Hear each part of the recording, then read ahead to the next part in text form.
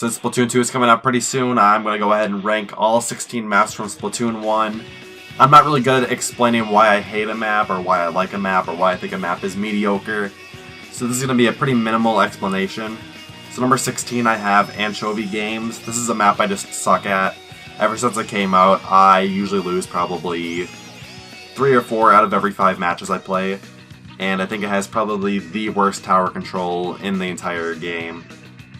And then the other 2 modes are just kind of not fun for me, mainly because I do lose on them. Number 15, I have Piranha Pits. It is a huge map. It's really empty on the out. It's just empty in general. The outside is pretty much useless when you play on ranked modes. And then the inside is really cramped. Like the spawns in the center are really close to each other. So it's really easy to spawn camp because you can still be in the center and spawn camp. It's kind of bullshit. And then they removed the Rainmaker, which was my favorite mode of this map. So Splat Zones and Tower Control, I just kind of get sick of those 2 on this map because, like I said, spawn camping and then just not even being able to use the outside is pretty boring. Number 14, I have Urchin Underpass. It's like one of the first maps, but again, it's like a map I suck on. Like the center is cool and all, but like once you try and get into the enemy base, it's either like really difficult, or once you get in there, you pretty much get the knockout. That's mainly for, well, I guess that's all 3 modes. Because Tower Control and Rainmaker, once you get past that certain area, like once you get past like the graded wall area, you know what I mean if you play the game. Like you pretty much won. And then with Splat Zones, like once you get the Splat Zone, you can pretty much spawn camp the enemy base. So it's pretty much like just a spawn camping faster. I don't know what I'm trying to say, I just don't like that map. 13 is Flounder Heights. I used to like this map, but I guess I've just played it a lot, but I just don't like it anymore. Like the center is the highest point on the map, so you get a pretty good view of the enemy base, which is both good and bad. And then you can climb the walls to pretty much ambush anywhere. But at the same time, it's just like now instead of covering the wall, or instead of covering the floors, you have to cover the walls too. And like, it's just a lot of like backtracking and covering the enemy's tracks. I don't know, like it's 13, but it's not like a really bad map. Like this is pretty much like a tier above like 15 and 16 at least. I think Urchin Underpass is kind of like in the mix of like I like it and I hate it. Number 12, I have Salt Spray Rig. It's kind of hard to rank this map because both of the Tower Control and Rainmaker have been removed from rotation. So unless you play with friends, you can't really play those 2 modes. But I really like the Rainmaker, and the Tower Control I didn't run into any problem. I didn't run into the problems that they banned those 2 modes for. So I really like those 2 modes. And then the Splat Zones is kind of like, it's my least favorite of the 3. And on this map, so it's like reflected instead of rotated between the 2 enemy bases.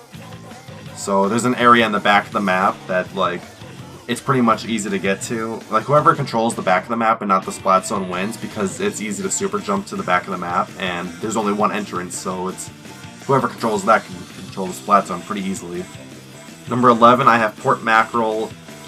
This is like it's a cool map, but at the same time it's just so big, and super jumping makes this map kind of easy to hate because like the center area is just a bunch of like right angles and a lot of flanks to cover, and that's pretty fun. But the second anyone gets into the other person's base, it's just like, well, there goes that match, because Splat Zones, if someone gets control, they pretty much won the whole game. And Rainmaker is it's really easy to super jump on, like I said, because the map is just so long. And Tower Control got removed. I don't think I've played that mode on Tower Control. So yeah, it's like a boring map, and at the same time, like it's fun before it gets to, oh, that team won. Number 10, I have Bluefin Depot. I like this map, but it has a lot of the problems I don't like about Urchin Underpass, but the map's design is just a bit better. Like so Splat Zones, this is probably like, after Anchovy Games Tower Control, this is probably the worst mode and map combination ever. Because there's 2 centers on the map, but you only have to focus on one of them. And then there's a huge like bridge like above the Splat Zone, so it's kind of hard to like see what's going on and be able to splat. the zone from a higher up area. And then there is the Rainmaker and Tower Control, which the Tower Control has like the same problem with Urchin Underpass, like I said, but the Rainmaker is impossible to get knockouts on. Like, the second you can get to the first floor, like, you got it good, but then once you get to the second floor, it's pretty much whoever can step up there first pretty much wins, because playing defense is super easy. Number 9, I have Black Belly Skate Park. This is the smallest map in the game, and it's okay. That's why it's number 9. Pretty much the modes that you can play on it are Tower Control and Splat Zones. Rainmaker got removed, probably because it's super small. But, I mean, both of these modes, like, they play fine, but the map's just super small, so once you get into the enemy's base, you can pretty much camp it really easily. Like, one person can go into the enemy base and just, like, be the MVP, because you have so many hills you can hide behind, and you can still cover all of the turf, because there's only, like, 2 entrances into the center from spawn. And they're not immediately from the spawn, like, you have to walk quite a distance to get to those entrances. Number 8 is Hammerhead Bridge. This is another map I like, yet I can't justify putting it any higher. I don't know why. I guess the Splat Zones could improve a bit. It's a small Splat Zone, but it's like really narrow.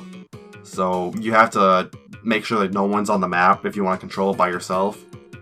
Which is kind of difficult, but it does make sense, like, to have a unified team in the Splat Zone.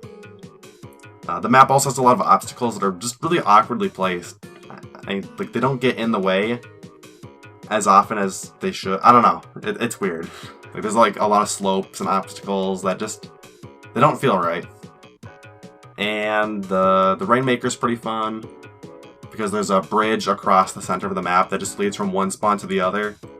But you can't go into squid mode on that bridge, so it's really more about, like, looking at the map and seeing, can I do this? Like, can I, like, push forward? I don't know, like, it's a fun map, but it's not as good as the other 7, I guess. And speaking of number 7, that is Walleye Warehouse. This is, like, the most vanilla map in the game. And it's, I don't know, it's kind of boring, but there's not a lot of stuff bad with it. I'd have to say, like, probably there's like a corridor on the left and right side of the map that's, I think, only really used in Rainmaker, which is the only mod I play.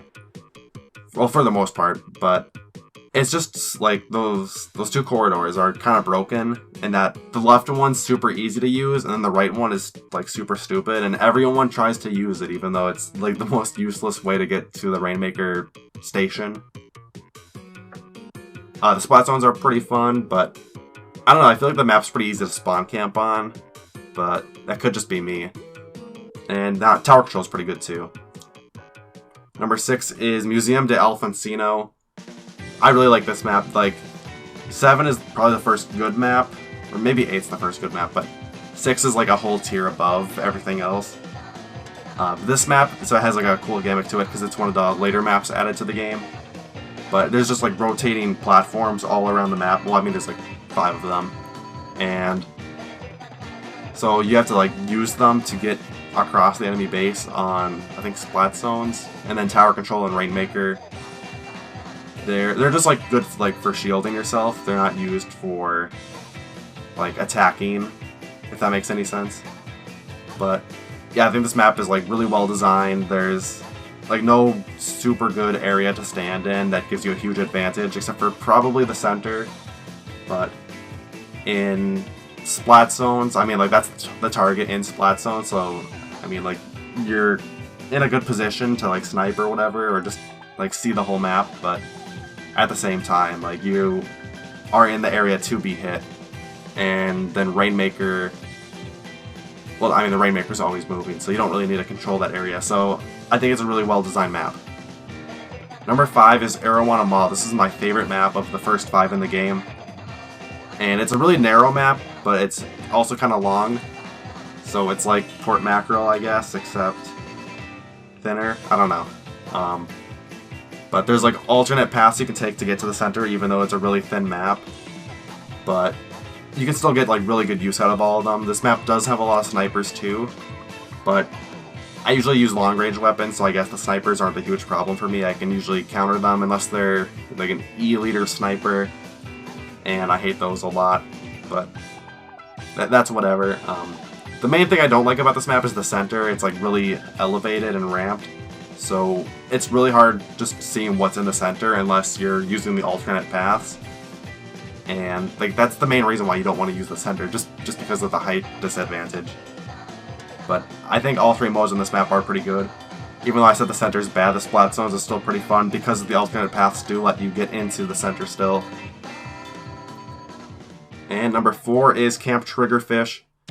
I really like this map. I wish I could put it higher, but I just like the other 3 maps a bit more. Like, so this map's just like 2 parallel paths, and there's like a few crossroads in between. But otherwise, like whatever happens on one path, like that's none of your business if you're on the other path. But like Rainmaker, I guess Rainmaker and Tower Control, and well, I guess all 3 modes do make you want to look at the other path.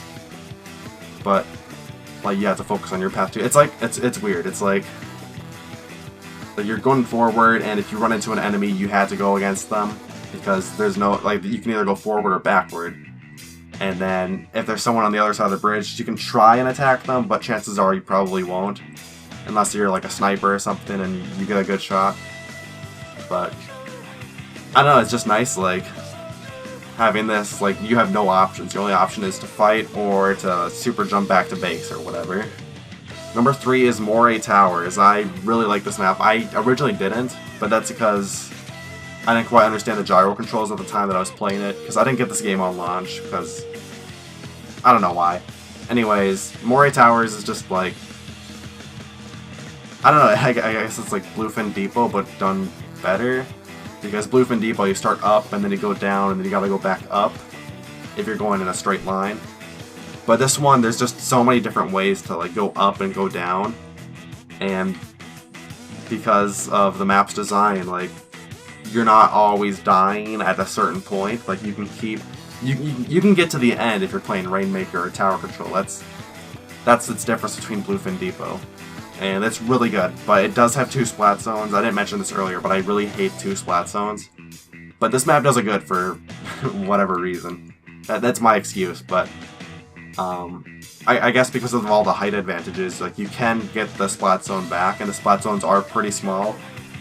But usually, just like Fort Mackerel, whoever has the Splat Zone first will probably win. Number 2 is Kelp Dome. This is a probably perfect designed map. It's not number 1 because number 1 has a really good gimmick, but Kelp Dome is really fun. There's the center area, and then there's just like 2 L-shaped areas on the outside that both bases have control of. And it's cool because you can go into the enemy base and not be spotted because there's more focus like on every other part of the map. But I don't know how to explain it, but like this is a map like, so Urchin Underpass, you can go into the enemy spawn and it will be annoying. Like you'll annoy the enemy like team, I guess. But on Kelp Dome you can go into the enemy base and they can just brush you off. Like they have other ways to get to the center or like to take a different side of the map. I mean, they may have to spray some ink, but like they can just ignore you and like get back to the objective. Like you're not annoying them. And maybe that's what's good, but the Rainmaker is really satisfying. This map's kind of like Hammerhead Bridge, where there's just a top layer of grading where you can't be a squid on it, so you can only spray. And I guess it just does that a lot better, because it does have, it kind of branches paths, but it does block off other paths, so you can't just like sneak around one. I don't know what I'm trying to do here, but I just really like this map, and it's like you can get comebacks on this map. That's like one of the greatest factors of this map. Like something on Anchovy Games, usually on Tower Control, whoever can get into the enemy base first just wins. Like they get the knockout no matter what. There's just no way to avoid it. But on this map, Kelp Dome, you can, like if they get to like 3 or whatever, you can just come back and win the whole thing right there. It actually happens quite a bit, and other maps that I ranked lower, you can't do that. You just lose. Or like it's super easy to play defense on once you have such a good lead. And number 1 is Mahi Mahi Resort. This map, it has a good design, that's why it's number 1. But the gimmick is also just really fun. Because Kelp Domes, it just doesn't have a gimmick. But Mahi Mai Resort, like, it's already like a bunch of islands just separated in water. But once one team reaches a certain point, then the water kind of floods, or it anti-floods. What does that mean? But more platforms show up. Some platforms rise, some others lower. And you just have more map to use, and it also opens up extra paths to get to the objective quicker. So like Rainmaker, if you're losing, like they just open up a path that just leads you right to the end, and you have to like take advantage of that if you are like really dire. But it's like also really easy to defend, but it's just like perfectly placed that you can do it, and it doesn't feel cheap. The tower control, it's probably like a kind of bad tower control when you compare it to Kelp Dome or Camp Triggerfish's or Museum of the Elephantino's tower controls, but I think it's really good. And the Splat Zone is huge, but this map does have a lot of entrances. Usually snipers kind of rule on this map, which kind of sucks, but like I said with Arowana Mall, I use a longer range weapon, so I can kind of counter, and there are quite a bit of hiding spots. Splat Zones has less hiding spots, but at the same time, you kind of need to take control quicker instead of just hiding. I don't know. I don't play Splat Zones a lot, so I can't be a good person to talk about that mode. But yeah, that's my top 16 Splatoon maps. Kind of a casual format. I don't see a lot of people posting these kind of orders on YouTube, which is weird because it's like an easy clickbait topic, but since Splatoon 2 is pretty much out, like, no one's going to click on this, so whatever. I hope you enjoyed this video. Feel free to leave a like as well if the channel grows. Subscribe to get updates on my uploads as soon as they happen. And stick around for Splatoon 2 content because I'll be playing that a lot on my channel.